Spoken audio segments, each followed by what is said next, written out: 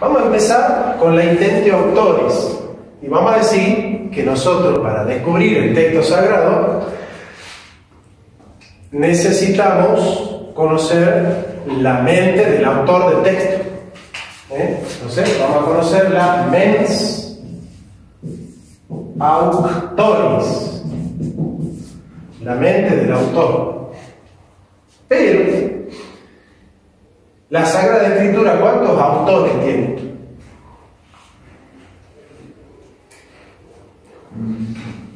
Si decimos que es inspirada, el autor principal que Dios. Ajá, Dios en su forma ¿de qué? ¿Qué persona? Espíritu Santo. El Espíritu Santo. Es la tercera persona de la Trinidad. O sea, es Dios, porque el Espíritu Santo es plenamente Dios, es 100% divino, es la persona, tercera persona de la Trinidad, ¿sí? Que viene del Padre y del Hijo, el Espíritu Santo.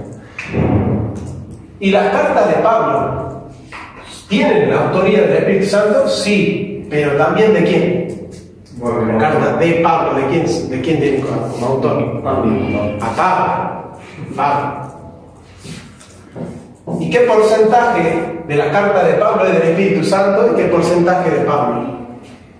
50-50. ¿Así? O sea que la mitad es del Espíritu Santo y la mitad de Pablo. En su totalidad son inspirados. Entonces, 100% del Espíritu Santo y 100% de Pablo. 100% de Pablo. ¿Cierto? Yo tengo un amigo que siempre cuando explico eso, entonces me dice, entonces la Biblia es un 200%. Bueno, 100% del Espíritu Santo y 100% de la autoría del apóstol Pablo.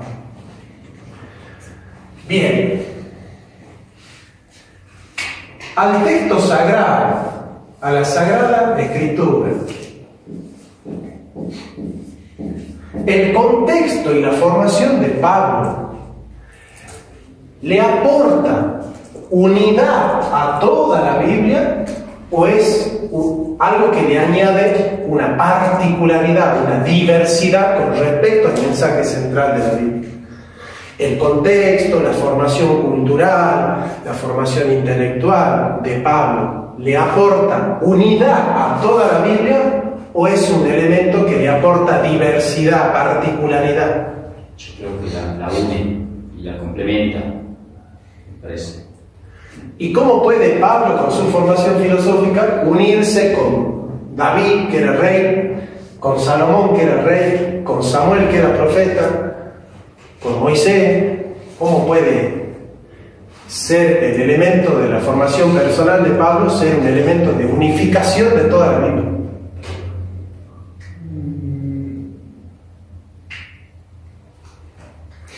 Bueno, la unidad que tiene todo. Unidad de inspiración, digo, ¿no? Que tiene todo ustedes. Ahora, yo creo que le aumenta. Pero estamos viendo acá, no estamos acá todavía. Yo estoy preguntando acá. Yo creo que él conoce. La formación de Pablo aporta diversidad, riqueza de la diversidad al texto bíblico, o es el que forja la unidad del texto bíblico. No, aumenta. ¿Por qué? Porque, bien lo dice usted, o sea, tiene ese carácter filosófico, tiene toda su formación previa, aparte que lo fue practicante, conocía. ¿Y Moisés la tiene? No. Moisés no era filósofo, pero Pablo. ¿Cuál sería esta ley? Porque que yo, la carta de Pablo, la carta de Pedro, que no hay una formación distinta del texto, ¿cierto? Ustedes leen Mateo y después van a leer Juan y dicen, no, el autor es distinto.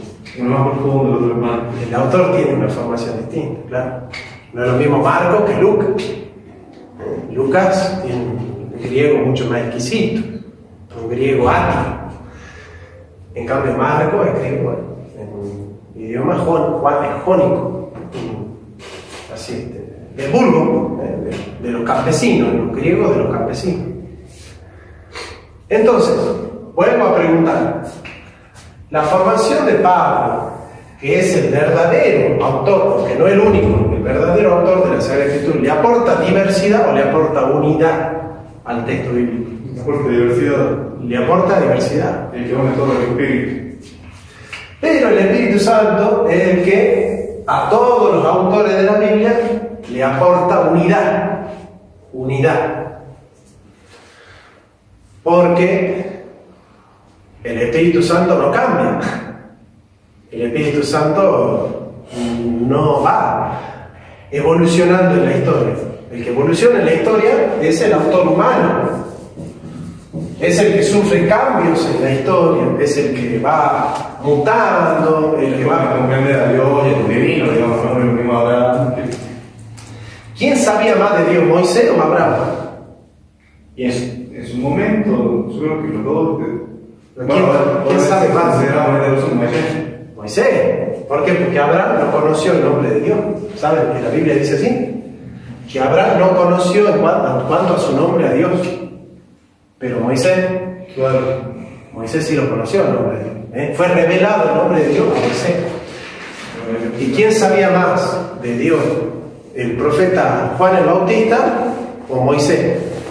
Juan el Bautista. ¿Por qué? Porque está en la plenitud de los tiempos.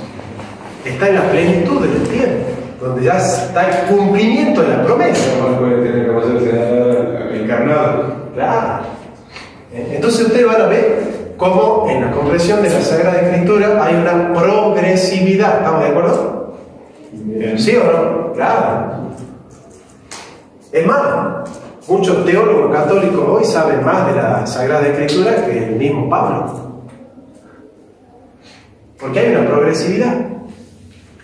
Porque los teólogos de ahora tienen lo que pasó después, lo que pasó antes.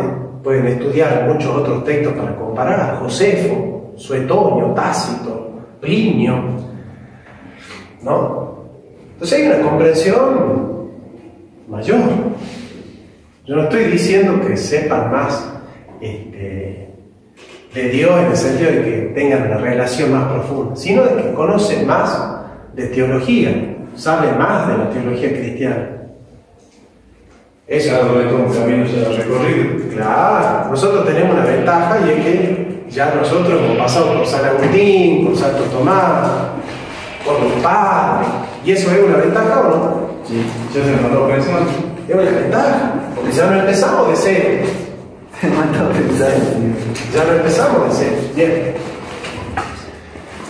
El Espíritu Santo es el que le aporta unidad al texto. Entonces, las cartas, los evangelios, el Apocalipsis, los salmos, dicen el mismo mensaje porque el autor divino es el que no cambia, es el que permanece inalterable y transmite, ¿no es cierto?, el mismo mensaje. Ahora, nosotros conocemos Intentio Autoris. Queremos preguntarnos qué dijo verdaderamente Pablo. ¿Qué dijo verdaderamente Pablo? Y nosotros decimos, bueno, la Iglesia escribió el Nuevo Testamento y por lo tanto es el autor del Nuevo Testamento. Porque el Nuevo Testamento surge al calor de una comunidad. Esa comunidad es una comunidad cristiana. Esa comunidad cristiana, antes de haber puesto por escrito el texto bíblico, transmite el texto bíblico en una tradición que luego, posteriormente, se pone por escrito, ¿no? Así es, ¿no? El Nuevo Testamento es poner por escrito una tradición oral. Claro que nada se escribió apenas Jesús.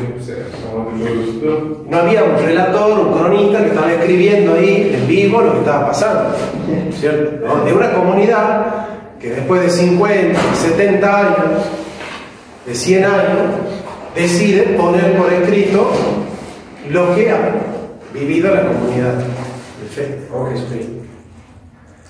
Ahora, la pregunta es, el apóstol San Pablo se preguntaba desde la Intentio Autoris ¿qué quiso decir verdaderamente David? ¿Qué quiso decir verdaderamente Moisés? No. No. Iba más por la intención lectora y el sentido de, bueno, tratar de justificar esa nueva teología cristiana que iba comenzándose a forjar. Hay una distinción entre el espíritu y la letra. Nosotros del texto nos podemos quedar con el espíritu o con la letra. Así dice San Agustín, en un libro que se llama así, del espíritu y de la letra. Nosotros cuando nos quedamos con la letra mata. El espíritu vivifica. Entonces San Agustín dice: nosotros tenemos que descubrir el espíritu del texto. ¿Qué es lo que está subyaciendo como trasfondo espiritual, de sentido, de intencionalidad de Dios por parte del hombre en el texto? Es una cuestión ontológica del texto, ¿no es cierto? Sí. Es una cuestión ontológica del texto en el sentido de plantear, bueno, ¿qué sentido tiene un texto? Este texto, pero un texto. Entonces, por ejemplo, ustedes leen que los fariseos se quejaban de Jesús porque Jesús no cumplía el sábado.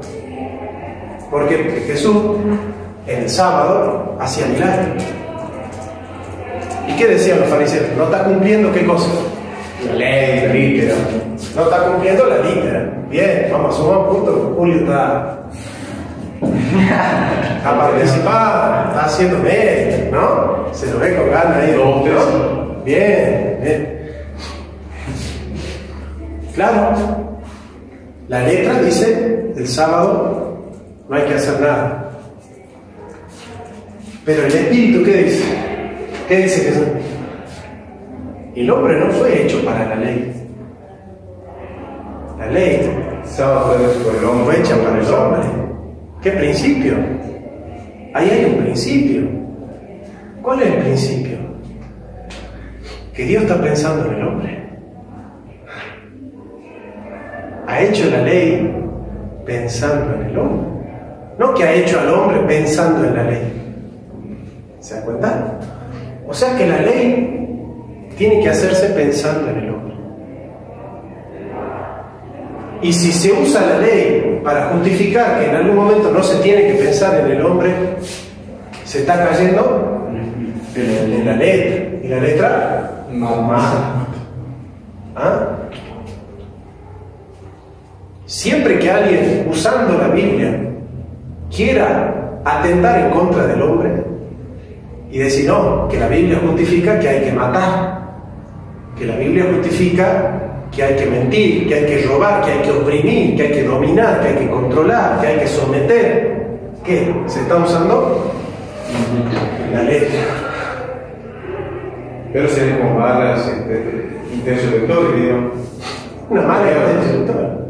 Pero que está basado en realidad en la literalidad.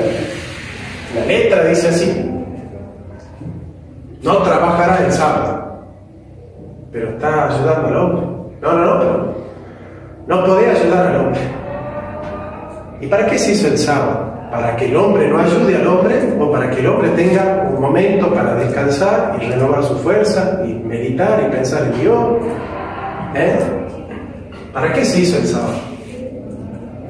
¿Se hizo con la restricción o más bien propositivamente para que el hombre viva mejor? Bueno, ahí está. Entonces, cuando nosotros descubrimos el espíritu, descubrimos un principio.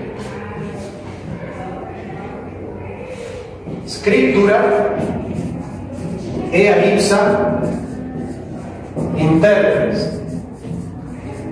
La escritura es su propia intérprete. Entonces, ¿yo cómo puedo interpretar ese texto bíblico? A la luz de otro texto bíblico. Entonces, si hay un texto bíblico que no es claro, tengo que acudir a otro texto bíblico del mismo autor que me lo aclare. Y si no puedo, a otro texto del mismo autor en otro libro. O si no, al mismo libro, o al mismo testamento, o a la misma Biblia. Entonces, si acá hay un texto bíblico que está diciendo una cosa que no le entiendo, yo antes de preguntarme qué dice la iglesia, me tengo que preguntar qué dice el resto de la Biblia sobre eso. Claro, hay que hacer un exégesis. Pero está la iglesia. Está la iglesia, que es la institución que interpreta la Biblia también. Hay una relación hermenéutica entre escritura e iglesia. ¿Por qué? Porque el texto no puede decir algo que vaya en contra de la comunidad que lo ha escrito. Claro, es suyo. Yo no puedo hacer una interpretación de Aristóteles que vaya en contra del mismo Aristóteles. Pero como la Biblia dice más que lo que la iglesia misma ha entendido, la interpretación hermenéutica puede aportar una riqueza que quizá en su momento los hagiógrafos de la Biblia no la tuvieron en cuenta, porque hay una polisemia. Pero se pone más interesante todavía. Así como nadie puede interpretar un texto bíblico que vaya en contra de lo que la comunidad del primer siglo ha querido decir en su tradición. Punto para qué iglesia. Punto para la Iglesia Católica. Pero ninguna tradición de la iglesia puede ir en contra de lo que dice explícitamente un análisis sistemático de toda la Biblia. O sea, una correlación, digamos, ahí. Punto para qué iglesia. Luterana. Para la iglesia luterana. La iglesia luterana, ¿qué dice? Aceptamos la tradición, pero si la tradición está abiertamente en contra de lo que abiertamente está diciendo la Biblia, ¿con qué nos tenemos que quedar? ¿Con lo que dice abiertamente la iglesia o con lo que dice abiertamente la Biblia? ¿Con qué te quedamos en el caso de que no se correspondan? ¿Con qué te quedaríamos? ¿Con lo que dice explícitamente la iglesia o con lo que dice explícitamente la Biblia? Yo sé que para vos es imposible que se dé la situación en la que algo que la iglesia dice explícitamente vaya en contra de lo que explícitamente dice la Biblia. Yo te saco de ese escenario y te pongo en un escenario donde es posible que algo que dice explícitamente la iglesia vaya en contra de lo que dice explícitamente la Biblia. Y te digo, si vos tuviese que elegir, en el caso de que no se corresponda, ¿con qué te quedas? Con la fuente de la Sagrada Escritura. Vos te quedás con la Escritura, ¿vos? Y es que, bueno. No tengas miedo, si quieren decir iglesia, digan iglesia. No se puede contradecir, se supone que se tienen que contradecir. Las nuevas denominaciones cristianas, por ahí, cristianas, que religión más relajada, con nuevas interpretaciones, ahí sí se contradice, entiendo que sí. Bueno, fíjense que el punto de partida de ustedes es que no se puede contradecir, ¿no? Ustedes resolvieron y dicen, no puede haber contradicción entre lo que dice un análisis serio del texto y lo que dice la iglesia que lo escribió, ¿verdad? Entonces fíjense, si yo pruebo que el análisis luterano va en contra de lo que dice la iglesia que lo escribió, se me cae la teología luterana. Se contradeciría el mismo que escribió el texto. Se me cae la iglesia luterana. ¿Cómo se va a mantener la teología luterana si está diciendo algo que va en contra de lo que dice el autor del texto que está interpretando la iglesia luterana? Bueno, pero por eso se sostienen las dos cosas, digamos, la tradición escrita, que es la Biblia, y la tradición oral, que... No, claro. O la tradición en sí, ¿no? Dei Verbum dice, escritura y tradición forman conjuntamente la palabra de Dios. No es la Biblia sin la tradición y tampoco es la tradición sin la Biblia. ¿Cierto? Porque la tradición es el objeto formal, es la forma en la que se ha de interpretar qué cosa. El objeto material que es la Sagrada Escritura. Nosotros tenemos fe en la Sagrada Escritura, pero a la luz de la interpretación que hace la tradición. Pero nosotros confiamos en la Escritura y no en la tradición. ¿Se entiende? Nosotros tenemos fe en la Escritura al modo de cómo la tradición interpreta la Escritura, pero nosotros tenemos fe en la Escritura. ¿Se entiende? ¿O no? No es que tenemos fe en la tradición, sino en la tradición dice de la Escritura, o sea, la Escritura a través de los ojos de la tradición. Fe en lo que la tradición dice de la Escritura. No sé si me entienden. Bien.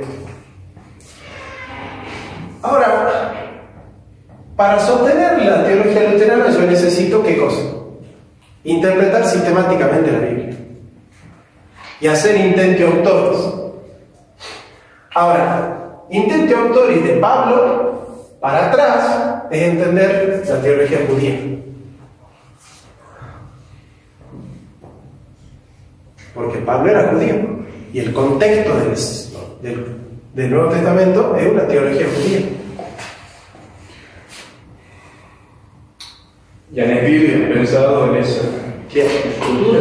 El horizonte mental de la tradición de Pablo para adelante ¿es judío o es griego? De Pablo para adelante, no de Pablo para atrás. Un judío que piensa como griego. Bien. O sea que el horizonte, bien Facundo, el horizonte es griego. El horizonte es griego. Entonces nosotros tenemos un horizonte hebreo y un horizonte griego. ¿Verdad? Bueno, ¿qué es lo que termina pasando? Que la Iglesia luterana estudia el texto con la tradición de Pablo para atrás, es decir, con la teología hebrea. Y la Iglesia católica interpreta a los textos con la tradición de Pablo para adelante, o sea, con la cultura griega. Ya tenemos en cuenta la tradición.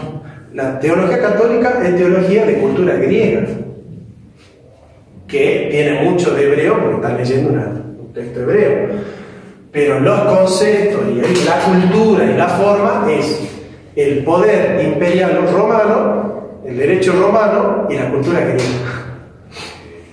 Por eso ustedes antes de leer la Biblia tienen que tener formación griega, no tienen que tener formación hebrea. Ustedes no van a estudiar mucho cultura hebrea, historia de los hebreos, no es fundamental eso. Es fundamental conocer Platón y Aristóteles y la filosofía griega, porque la tradición de Pablo para adelante es griega, de Pablo para atrás es hebrea. Ahora, si yo estoy estudiando la Biblia con la tradición griega, pero fue escrita por hebreo, ¿punto para quién? Bueno, decimos tradición hebrea. Si la Iglesia Católica interpreta la Biblia a la luz de la cultura griega y romana, que es la tradición de la Iglesia, la tradición de la Iglesia es la tradición en la que está marcada la comunidad del primer siglo, del segundo siglo, del tercer siglo, que ya está abierta a la cultura helenística, ¿no es cierto? Sí. Pero no se interesa por la cultura judía. De hecho, la empiezan a estigmatizar. Bueno, sí, en esos siglos que hicieron los peces, los judíos, los que mataron al Salvador. ¿Punto para qué iglesia entonces? Para la luz. Para la luterana. ¿Por qué? Porque la luterana se hace cargo de la tradición judía. En términos duros, el protestantismo es judeo-cristianismo. En términos duros, el catolicismo es heleno-cristianismo. ¿Se entiende? En términos duros. Así, exagerando un poco, digamos, pero por ahí va. Por ahí va. Ahora, entonces, es cierto que la Iglesia Católica tiene tradición de la Escritura para adelante, pero le falta tradición de la Escritura para atrás, del Nuevo Testamento para atrás. O sea que hay que entender la tradición de los autores del texto. No solo hay que entender la tradición de cómo la comunidad que ha escrito el texto posteriormente ha interpretado el texto. Pero entonces usted está suponiendo una ruptura, como que los que han escrito el texto han cambiado de mentalidad después de haberlo escrito y se metieron en otra cultura. Bueno, ahí surge la mentalidad griega, la relación con la mentalidad griega. Pero es indiscutible, digamos, pasado judío o el origen hebreo. El origen hebreo. Ahora, ¿qué pasa si yo les pruebo que la cultura semita y la cultura griega son totalmente distintas, hasta contrarias? ¿Habría un problema hermenéutico? Bueno, pero considerando que el texto, la intención se mantiene intrínsecamente en el texto, el resto se lo decorado. Ahí, en el Espíritu Santo no es ni hebreo ni griego, estamos de acuerdo, ¿no? Sí. O es hebreo el Espíritu Santo. Es humano. ¿No es cierto? Entonces, es porque el Espíritu Santo está por encima de toda cultura, es que Dios le puede transmitir el mensaje de Dios a todas las culturas, ¿no? ¿Qué unifica? Porque es el principio de unidad. Nosotros, yendo a la intención del Espíritu Santo, descubrimos el mensaje de Dios para todo el mundo. Entonces, fíjense, si Pablo, con su contexto griego y hebreo, es principio de fragmentación y el Espíritu Santo es principio de unidad, nosotros, para encontrar la unidad como cristianos, necesitamos trascender, no desconocer, pero sí trascender el horizonte cultural del autor humano para acceder a lo fundamental que es el Espíritu. ¿Qué es lo que han hecho los autores del Nuevo Testamento? ¿Se quedaron presos en el horizonte cultural del autor humano o trascendieron al sentido espiritual de los textos? Trascendieron al sentido espiritual de los textos. Sin olvidarse su cultura. Sin olvidarse su cultura. Para escribir el Apocalipsis, para escribir como escribir el libro, no se olvidaron de su cultura. Que es una cultura hebrea, pero que ya en el Nuevo Testamento ya está abierta al diálogo con la cultura griega. De hecho, escribieron en griego. Bueno, entonces, si nosotros hacemos un análisis sistemático de la Biblia, que llega a sostener lo que dice la tradición de la Biblia para adelante, punto para la Iglesia natural. Si nosotros hacemos una interpretación sistemática y hay textos que abiertamente dicen algo que va en contra de lo que está diciendo un concilio, un decreto o el catecismo, punto para la Iglesia luterana. Si nosotros descubrimos que la interpretación luterana va en contra de lo que dice la Iglesia, punto para la Iglesia. Pero, ¿cómo sabemos que la tradición de la Iglesia se mantuvo inalterable? fue custodiado. Bueno, hay que estudiar a los padres, hay que estudiar patrología y ver los concilios y ver la unidad. Y es importante estudiar la tradición, es importante, pero hay un trasfondo, y con eso terminamos, hay un trasfondo importante. Si la Iglesia cristiana, al calor de este mensaje, va en contra de la dominación del hombre, porque no es el hombre para la ley, sino la ley para el hombre, y la ley mata y el Espíritu da vida, y resulta que en un momento la Iglesia que estaba acá terminó acá, y en vez de estar en contra del Imperio Romano y en contra del sacerdocio judío, como estaba Jesucristo, se pone como fundamento del Imperio Romano y adopta el derecho romano, y así como era pontífice el emperador, ahora es pontífice el Papa, y adopta el derecho romano y la cultura griega, y habla de sacerdote y de poder y de dominación y de jerarquía, allí donde el mensaje original lo combatía. Nosotros tenemos ahí una transformación de la tradición, ¿no? Bueno, pero como lo dije, dice en el libro de historia, ¿no? Que la humanidad continúa en la catolicidad. Continúa. De hecho, hasta en el misal antiguo se rezaba hasta el 1900 por el Sacro Imperio Romano. Lo que pasa es que continúa hasta la lengua, o sea, la verdura y la ropa, la vestimenta. Ahora, si nosotros nos tomamos en serio que este contexto en el cual se da la tradición, que es la tradición de una iglesia que se enfrenta con la casta judía y con el Imperio Romano, después se convierte en fundamento del Imperio Romano y de la dominación y de la explotación de los esclavos y de los pobres, nos preguntamos, ¿cambió o no cambió la tradición? Si cambió la tradición, ¿cómo puede resguardar una iglesia dominante la tradición de una iglesia que era perseguida? Espíritu transforma. Entonces hay que descubrir acá, de nuevo, el Espíritu, siempre hay que ir al Espíritu. Pero la tradición no está acá, la tradición está acá. Entonces, si nosotros interpretamos la Biblia siempre desde la tradición, estamos interpretando la letra, porque es el contexto del hombre. Entonces, para poder hacer un ecumenismo sano, tenemos que descubrir la intención del Espíritu Santo. Y es en la intención del Espíritu Santo donde se unen todos los cristianos. Porque si vamos al hombre, como es principio de diversidad, nunca vamos a encontrar la unidad. Porque los luteranos te van a sacar esto, y los católicos te van a sacar esto otro. Ese es el tema.